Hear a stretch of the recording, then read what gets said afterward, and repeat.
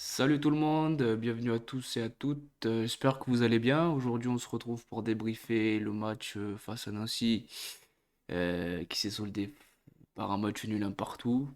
Toujours pas de victoire. Ça commence à faire beaucoup, beaucoup, beaucoup. Voilà, on va rentrer dans le vif du sujet dès maintenant. Donc, on va rappeler la compo. Classique, voilà, on a retrouvé un peu une équipe type avec Léon dans les buts. Défense, Bernard, Pelnard, Jouba, Larcus, Touré en 6. Ensuite, les 4 de devant, Perrin, Autré, Saki, Hein et Charbonnier. Sur le banc, Letton, Joly, Koef, Endom, Dubimon, Trouillet et Sinayoko.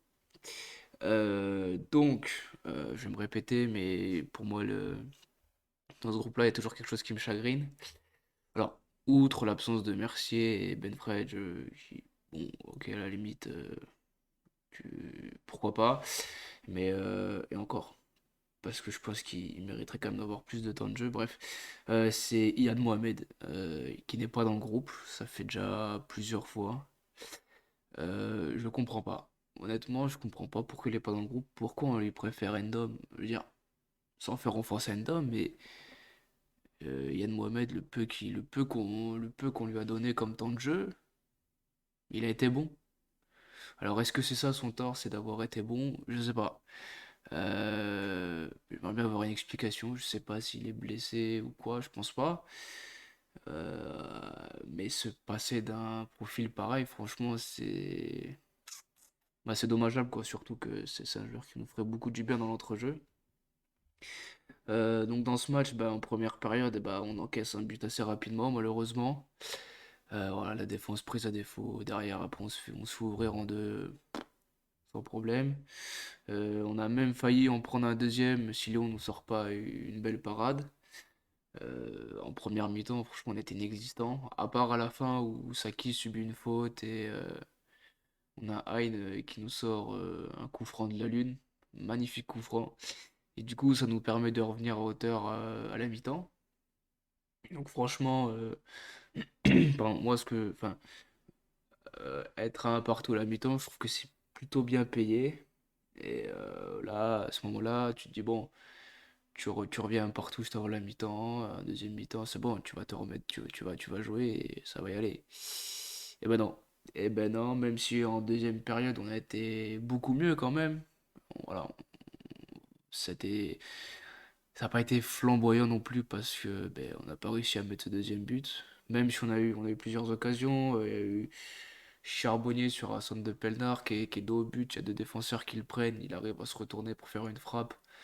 Les contrées, bon, l'arbitre il fait pas un corner, bon, ouais, c'est comme ça.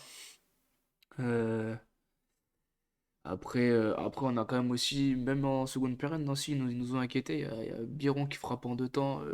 Léon, il est un peu limite, je trouve. Parce que voilà, c'est pareil, il prend la balle, première frappe, il a la balle, mais il la relâche. Ça aurait pu nous coûter cher. C'est Koef qui dégage sur sa ligne. Voilà, après, il y a eu un petit coup franc ou une grosse occasion. Enfin, une grosse occasion. C'était un peu chaud devant le but nancéen et c'est le gardien de Nancy qui sort un bel arrêt. Après, on a de mémoire, je crois que c'est Hein à la 70e, il fait une frappe bon, un peu trop croisée, c'est dommage. Et voilà, après, j'ai peut-être oublié. C'est possible que j'ai oublié quelques occasions parce que j'ai pas pu voir tout le match enfin, dans de bonnes conditions. Du coup, c'est peut-être pour ça que j'ai peut-être oublié quelques actions. En tout cas, voilà, on fait un partout face au dernier. Dire Nancy, c'est un club qui est en train d'imploser, d'exploser, tout ce que vous voulez. Faire nul à domicile. Oui, faire nul, pardon. Faire nul face à Nancy à domicile, ouais, pour moi, c'est ni plus ni moins une faute professionnelle. Voilà tout. Euh, Après les changements, pour parler de Furlan, ces changements, bon, il y a Bernard qui sort et c'est Koef qui remplace Bernard. Alors sur le coup, pardon, bon, j'avoue, j'ai été le premier à gueuler en disant pourquoi tu laisses Joly sur le banc? Alors pour le coup, il m'a plutôt fait fermer ma bouche parce que Koef a basculé dans l'axe et c'est Pelnard qui est basculé latéral gauche. Je trouvais Pelnard intéressant. Coef aussi, franchement, Coef il sort son match. Voilà, je trouve qu'il fait un bon match. Et après, le problème, c'est les trois autres changements qui suivent. C'est Duji qui remplace Perrin, mais qu'à la 72e. Et après, il fait un double changement. Sinadiako et Trouillet qui remplace Aine Autrette à la 82e. Enfin, voilà, tu les fais jouer 10 minutes. Bon, Duji, bon, il a eu un peu plus de temps de jeu et bon, malheureusement, il n'a pas su en profiter. Mais qu'est-ce que t'attends? Enfin, faire rentrer les joueurs à 10 minutes, je sais pas, t'étais à domicile, t'as le public qui te pousse, je sais pas, pose tes couilles sur la table, tu veux aller en Ligue 1, très bien, bah vas-y, prouve-le, fais des changements offensifs, tente quelque chose, tente-le plus tôt. Voilà, ça n'a pas encore été le cas ce soir. Ce soir, je dis n'importe quoi. Je sais pas, ça n'a pas été le cas lors du match face à Nancy. Et voilà, là, ça devient compliqué. Alors, il y a encore voilà, une déclaration de Furlan qui m'a un peu chatouillé les nerfs. Alors, attendez que je la retrouve. Voilà. C'est ce que je pressentais pour le mois de janvier, février. Alors déjà, janvier-février. Dans ce cas-là, dit qu'on va manquer de fluidité pendant toute l'année. Et puis c'est bon, on a les excuses jusqu'à la fin du match. C'est plus la peine de faire des conférences de presse. Et il reste beaucoup de matchs pour prendre des points. Certes. Ouais, je crois qu'il reste 14 matchs à faire. Le problème, c'est que la dernière fois qu'on a pris 3 points, c'était il y a un mois face à Grenoble. Sur les 5 derniers matchs, on n'en gagne qu'un. Alors, c'est pas la peine de nous dire que la dynamique de groupe pardon, est bonne, parce que c'est pas le cas. Quand tu gagnes un match sur 5, tu la trouves où ta bonne dynamique de groupe? Tu y arrives pas face aux gros, tu y arrives pas face aux petits, enfin, entre guillemets, les petits. Et tu vas y arriver à quel moment à prendre les 3 points? Enfin, c'est pareil, il dit si on n'encaisse pas ce but à la 4e minute, ça peut changer beaucoup de choses. Non, sans déconner. C'est vrai, si on prend pas un but, ça. Ouais, bah ouais. Et dans ce cas-là, c'est pareil, bah, si on met le deuxième, ça peut changer beaucoup de choses. Le problème, c'est qu'on n'a pas réussi à le mettre. Ouais, Furlan, franchement, honnêtement, hein, je commence à saturer, vraiment. J'en peux plus de ces conférences de francs, des excuses qu'ils trouvent tout le temps, tout le temps, tout le temps, se planquer derrière le Covid, machin et tout. Et c'est fatigant. Franchement, alors après, c'est possible qu'il ait un discours un peu flan-flan, face aux journalistes, un autre discours dans le vestiaire. Pourquoi pas? Ça, après, je suis pas dans le vestiaire, je sais pas ce qui s'y passe. Le problème, c'est que là, je pense pas que le problème soit physique. Je l'entends. Moi, je pense que c'est surtout un problème mental. Parce que je pense que si ton coach, c'est quand même celui qui est censé te dire, ouais, te motiver, te donner un supplément d'âme, enfin, te pousser, quoi, tout simplement. Bah, si t'es un coach avec un discours défaitiste, pessimiste et pas ambitieux, ben, ça se peut que ça se reflète sur l'état des joueurs, sur l'esprit du groupe, tout simplement. Honnêtement, c'est très, très, très compliqué. Le prochain match, enfin, là, on va faire un point classement. Parce que là, au niveau du classement, certes, il reste beaucoup de matchs. Alors après, c'est pareil. Je tire la sonnette d'alarme, ok. Il reste beaucoup de matchs, ok. Mais après, voilà, tant que c'est jouable mathématiquement, on va y croire jusqu'au bout. Le problème, c'est que devant, ça avance. Nous, on n'avance pas. Et derrière, ça arrive. À un moment donné, ça va commencer à être compliqué. Je veux dire, bon, la première place, ok, on la vise pas, mais on a 9 points de Toulouse, 8 points de Paris, et on est quand même à 5 points de Sochaux et 3 points d'Ajaccio. Derrière, il y a Le Havre et Niort qui nous talonnent avec un match en moins. Ils ont 4 points, donc potentiellement ils peuvent revenir à un point de nous s'ils gagnent leur match. Voilà. En plus, bah voilà, comme je disais, devant ça avance. Toulouse, ça bat Valenciennes. Paris FC, ça bat Quevilly. Sochaux, ça bat Grenoble. Il y a juste Ajaccio qui perd face à Guingamp. Voilà, c'est le seul qui perd un peu des plumes. Mais ouais, niveau classement, là, franchement, moi, je comptais sur le fait de jouer face au dernier de Ligue 2 pour lancer une dynamique, pour lancer une série de victoires, se remettre un peu la tête en dedans, retrouver du jeu, refaire le plein de confiance, tout ça, tout ça. Bah, au final, ben, il y a rien de tout ça parce qu'on se fait mener. Euh, et à un moment donné, c'est bien mignon, Furlan, de faire le bon en conférence de presse, mais il va falloir quand même proposer autre chose. Là, le jeu, on n'y est pas du tout. Et le prochain match, alors le prochain match, c'est à l'extérieur, c'est samedi à Niort. Niort, en général, c'est un adversaire qui nous réussit plutôt bien. En règle générale, le problème, c'est qu'en ce moment, il n'y a rien qui nous réussit. Rien.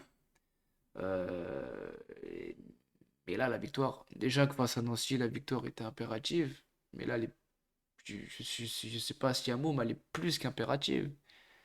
Parce que il va peut-être falloir se remettre à gagner, il va peut-être falloir engranger des points à un moment donné, parce qu'il reste beaucoup de matchs, mais si les points on les prend pas, bah les autres adversaires, s'ils ont la possibilité, ils vont pas dire ah bah non. Et s'ils ont la possibilité de nous enfoncer, ils le font, et ce qui est normal, voilà. Mais alors oui, il reste encore du temps, il reste encore des matchs, tout ça. Mais franchement, de ce qu'on voit, j'ai du mal à tirer des choses positives, quoi. Comment. Comment on va se remettre la tête à l'endroit, comment on va réussir à remettre une bonne dynamique de groupe, à revoir un jeu fluide, tout ça. Parce que là, ça y est, ok, on a été touché par le Covid, d'accord, on n'est pas les seuls à être touchés, jusqu'à preuve du contraire, même si on a beaucoup été touchés, je veux bien. Mais merde, enfin, ouais, il y a des joueurs peut-être cadres, entre guillemets, qui ont été touchés par le Covid. Mais si, il y a des jeunes aussi qui poussent à la porte, comme Mercier, Benfredj et Mohamed, et tu les écartes du groupe, tu sais pas pourquoi. Voilà. Pareil, Furlan qui nous dit, ouais, ouais, j'en ai gros après Furlan. Il dit, ouais, c'est un projet, machin, ça se fait pas du jour au lendemain. Mais c'est ta troisième année que t'es là. Ah, tu te fous de la gueule de qui? Ça fait 3 ans que t'es là, putain de bordel de merde. 3 ans. Tu vas attendre quoi dans 10 ans? Ah bah ouais, 10 ans il sera encore coach. Bah, j'espère pas pour nous. Dire ouais, mais non, mais ça prend du temps. Ça va à un moment donné, t'as 3 ans, t'as un groupe quasiment qui. C'est quasiment le même, qui bouge pas beaucoup, t'as des renforts. Et non, il faut du temps. Bah ouais, mais à un moment donné, le temps va en manquer, quoi. Enfin, donc, voilà, je sais pas quoi dire de plus sur ce match-là, parce que contenu, il n'y a rien d'intéressant à dire. Voilà, donc je vais croiser très très très fort les doigts pour s'imposer à Niort, à l'extérieur. Mais je vois pas comment on peut se remettre. Franchement, je vois pas. Les problèmes, on les voit tous. Sur Twitter, on a cerné plus ou moins enfin, je dis pas quoi. En aucun cas, je dis qu'on est meilleur que Furlan ou quoi. Mais les problèmes, on est plusieurs à les voir. Le dire. Il y a peut-être des joueurs qui devraient avoir un peu de temps sur le banc qui l'ont pas. Je pense à Autrette. Autrette, d'accord. L'année dernière, il fait une saison extraordinaire, très bien. Là, cette saison, bah, il est en difficulté. C'est pas le seul. Il y a Saki aussi qui est un peu en dedans. Euh, mais Autrette, s'il a un coup de moins bien, je comprends tout à fait. Ça peut arriver dans une saison, que tu sais un peu la tête à l'envers, que ce soit plus compliqué. Ça, je le comprends totalement.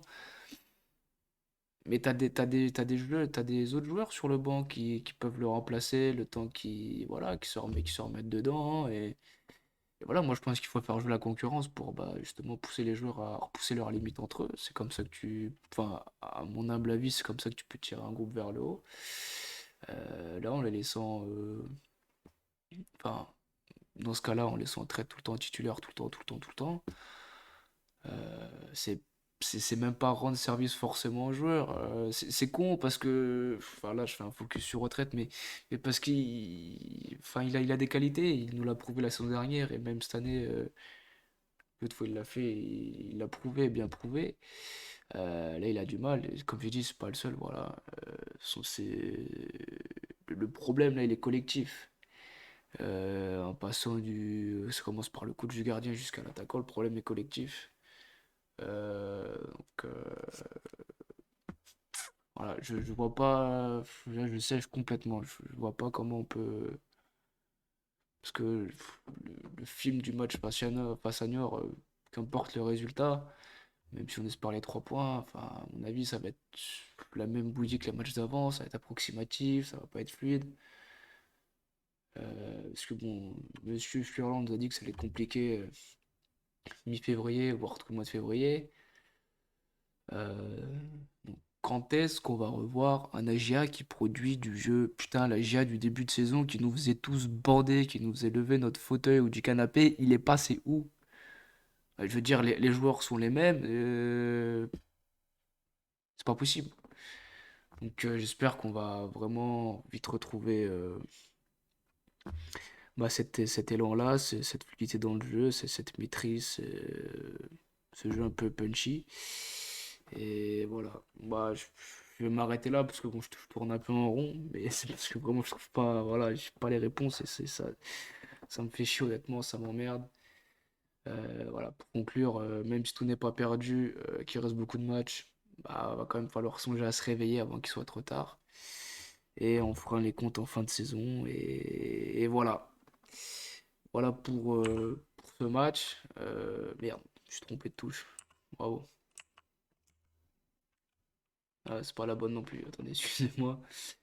On va faire tac. Voilà. Excusez-moi pour ce petit souci, petit problème de touche. Pardon, donc du coup, voilà. Donc c'est la fin de ce débrief. Si ça vous a plu, n'hésitez pas à liker, partager, tout le bazar. Là, il y a mes réseaux qui sont affichés si jamais vous voulez suivre tout ça, c'est avec grand plaisir. Et même si, voilà, s'il y a des choses qui vous plaisent pas, voilà, pas de problème, encore une fois, je suis complètement ouvert aux remarques, aux critiques, il n'y a aucun souci du moment que c'est constructif. Donc voilà, je vous laisse mes réseaux affichés là. Euh, je vous laisse les rejoindre si vous en avez envie et on se retrouve bientôt. Bientôt et on espère que le prochain débrief sera victorieux. Voilà. Bon après-midi à tous. Ciao.